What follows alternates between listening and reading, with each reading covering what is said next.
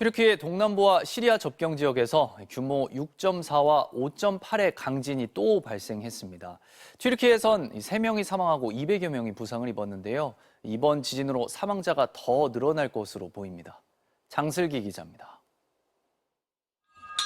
조명이 요란한 소리를 내며 어지럽게 흔들립니다. 튀르키예 동남부와 시리아 서북부 접경지에 또다시 규모 6.4의 지진이 발생했습니다.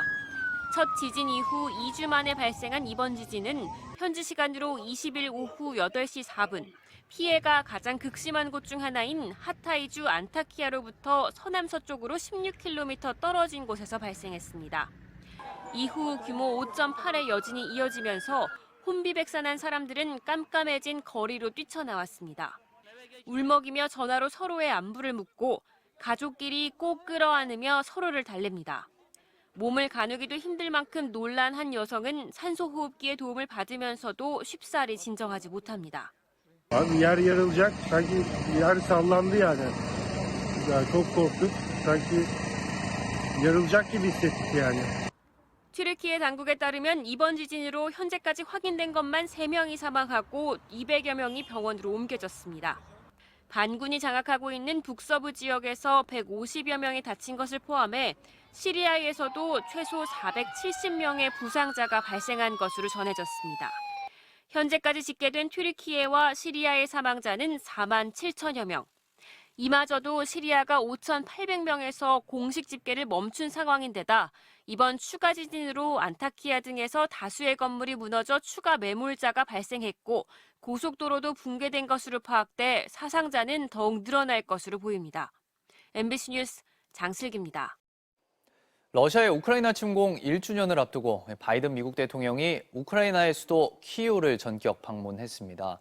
바이든 대통령은 5억 달러에 달하는 추가 군사 지원 계획도 밝혔습니다. 조명화 특파원입니다. 우크라이나 수도 키이우의 대통령 관저. 조 바이든 미국 대통령이 차량에서 내리자 젤렌스키 대통령 부부가 환영 인사를 건넵니다. 현지 시간으로 어제 오전 8시쯤 러시아의 우크라이나 침공 1주년을 앞두고 폴란드를 찾았던 바이든 대통령이 우크라이나 키이우를 예고 없이 방문한 겁니다. 두 정상 간의 만남은 지난해 12월 젤렌스키 대통령이 미국 백악관을 방문한 이후 2달여 만입니다.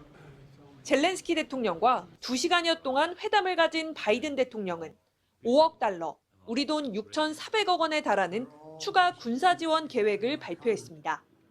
군사 지원 목록에는 포탄과 대전차 무기, 항공 방어 시스템 등이 포함됐습니다. 또 러시아 침공이 시작된 지난해 2월 24일 나눴던 통화 내용을 회고하기도 했습니다. Russian planes were in the air and tanks were rolling across your border. You told me that you could hear the explosions in the background. I'll never forget that.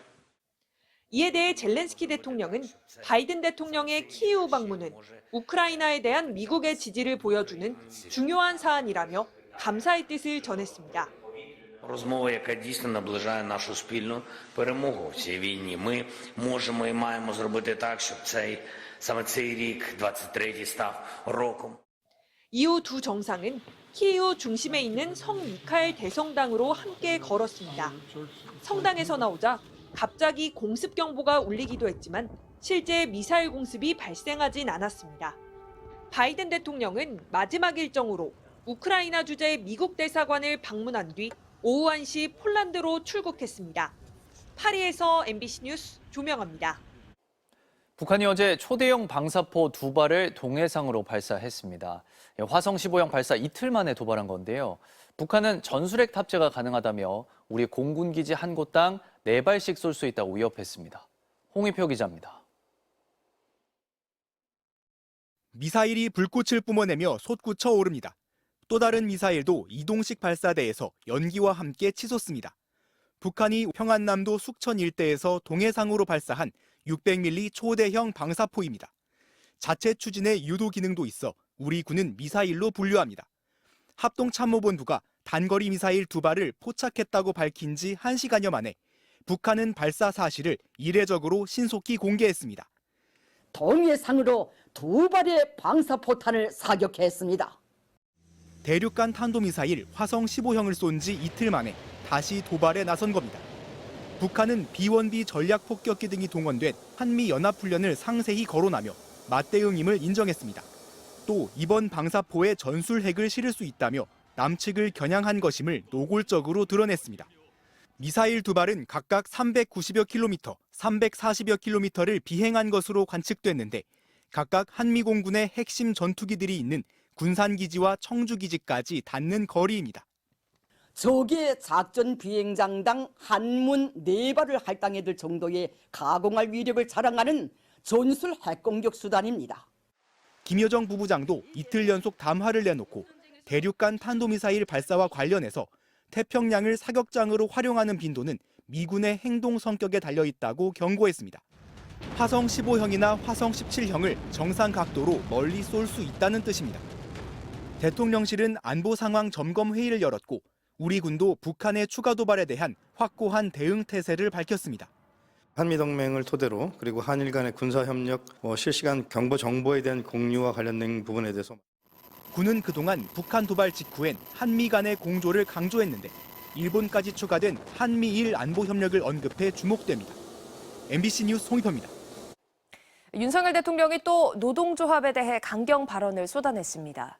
노조의 회계 자료를 제출하라고 요구하면서 국민 혈세, 단호한 조치 같은 표현을 썼는데 양대 노총이 협박이라고 강력 반발하면서 정부와 노동계의 갈등이 격화되고 있습니다. 이기주 기자입니다. 윤석열 대통령이 국무총리와의 주례 회동에서 노동조합의 회계 자료를 제출하라고 거듭 요구했습니다. 그러면서 강경한 발언을 쏟아냈습니다. 국민의 혈세인 수천억 원의 정부 지원금을 사용하면서 법치를 부정하고 사용 내역 공개를 거부하는 행위에 대해서는 단호한 조치를 취할 수밖에 없다. 이렇게 말했습니다. 이정식 고용노동부 장관은 윤 대통령에게 노동조합의 회계 자료 제출 현황을 직접 보고했습니다. 점검 대상 노동조합 327곳 가운데 207곳이 자료를 내지 않았다며 14일간 시정기간을 주고 그래도 안 내면 과태료 부과와 조사를 하겠다고 밝혔습니다. 그러면서 조합비 세액 공제까지 건드리겠다고 했습니다. 양대 노총은 강력히 반발했습니다. 민주노총은 기자회견을 열고 정기 대의원회에서 회계감사 결과를 모두 공표하고 있다며 정부가 제출을 요구할 근거가 없다고 반박했습니다. 대통령의 말 한마디에 민주노총과 전쟁을 하겠다고 선포하는 노동부의 행태가 참으로 한심스럽습니다. 부당한 개입이고 자주성의 훼손입니다. 헌법을 무시하는 행위입니다. 한국노총도 정부와 지자체의 지원금은 이미 외부 회계 감사를 하고 노동부에 보고하고 있다며 국고 지원과 별개인 노조 자체 조합비는 노조 안에서 알아서 할 일이지 정부가 간섭할 일이 아니라고 반박했습니다. 또 조선일보와 여당 의원이 지원금을 노동자 자녀 장학 사업에 썼다고 비판한 데 대해 국회의원 해외 출장비만 100억 원이 넘는다며 몇백 명 아이들에게 지원한 국내 영어 캠프 1억 원을 문제 삼으려면 자신부터 되돌아보라고 반박했습니다. 대통령이 직접 나서서 노조를 부패 집단으로 규정하고 연일 강경 발언을 쏟아내면서 정부와 노동계의 관계는 최악으로 치닫고 있습니다. MBC 뉴스 이기주입니다. 파업 노동자에 대한 기업의 손해배상 청구를 제한하는 노동조합법 개정안, 일명 노란봉투법이 오늘 국회 환노위 전체회의 안건으로 상정됩니다. 야당은 오늘 상임위를 통과시킨다는 입장이지만 정부와 여당이 강하게 반대하고 있어 진통이 예상됩니다. 박철현 기자입니다. 여야가 반대와 찬성으로 첨예하게 대립하는 가운데 지난주 국회 환노위 소위원회를 통과한 노란봉투법. 환노위 과반을 차지한 야당은 오늘 전체 회의에서 법안을 통과시킨다는 계획입니다. 정부는 노란봉투법이 노사 갈등을 확산시킬 우려가 크다면서 국회 처리를 강하게 반대하고 나섰습니다. 헌법, 민법 원칙에 위배되고 노사 갈등을 확산시킬 우려가 매우 크기 때문에 근본적인 재논의가 필요합니다. 이정식 고용노동부 장관도 노동조합법 개정안의 문제점을 구체적으로 언급하며 강하게 비난했습니다. 노동조합법 개정안은 첫째, 법치주의의 근간을 흔드는 입법입니다. 법적 안정성과 예측 가능성이 없기 때문입니다.